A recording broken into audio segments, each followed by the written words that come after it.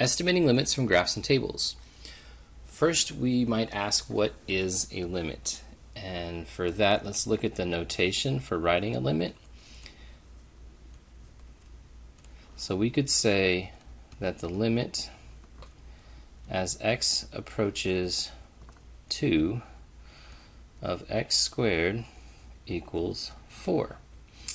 And what this is telling us is that the value of the function x squared is approaching 4, so the y-coordinate or the height is getting closer and closer to 4 as the value of x gets closer and closer to 2.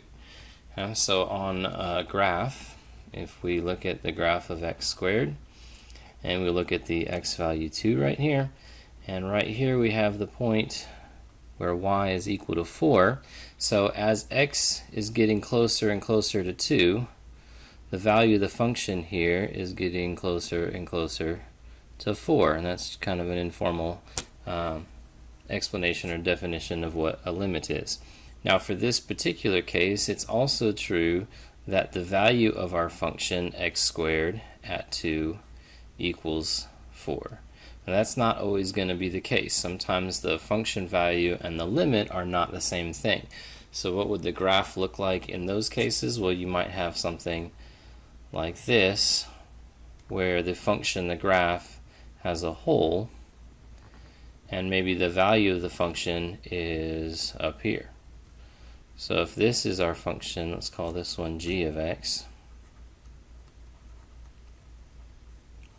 And if this is x equals 3 right here, maybe this height is at 5, and the function value up here is at 7. So here we have a case where there's a difference between the limit, what the function is approaching from the left side, and the right side here, both approaching this point right here where there's a hole. There's actually no point there, it's just a hole, but it has a height, a y value of 5.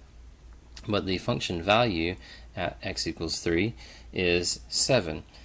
So we could write that g of 3 equals 7, but the limit as x approaches 3 of the function g of x, that equals 5. So they're not necessarily the same thing. In some cases they are the same, the function value and the limit, but not always.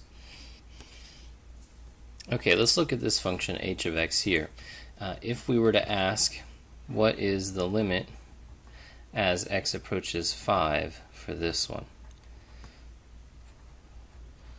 Well, we've got kind of a problem with this one because this part of the function is approaching this value of 2 here, but when we come from this side over here, we're in a different location, a different y value, we're up here at 4.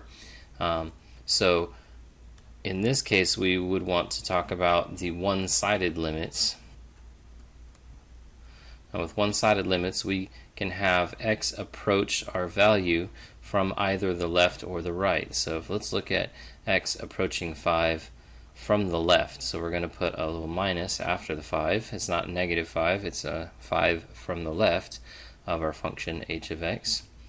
And so to look at the graph and find the value of this one-sided left-hand limit, we need to find the part of the curve that is approaching 5 on the left-hand side. So if we think of this as like a road or a trail and we're walking towards the x value of 5 here, when we get close enough to this place, what is the y value that we're approaching here? And it looks to be about 2. So this limit as x approaches 5 from the left, we would say is 2. And then we can approach 5 from the right. So for this, we would put a little plus after the 5 to indicate that we're approaching from the right side. And here we look at the graph on the right side, approaching 5, and we're getting to this point right here, which is at 4.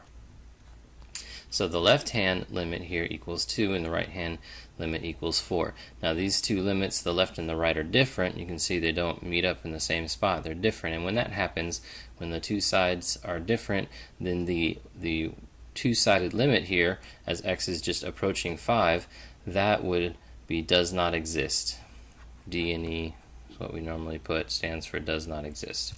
And so in order for a limit to exist, the left side and the right side both have to be approaching the same value. Okay, let's look at this function f of x. So we have a table of values here for it, and we can look at what happens if x is approaching 4 here from the left hand side. So we can see these values here, 3.9, 3.99, they're getting closer and closer to 4 from the left side. And we can look at what is the function value approaching.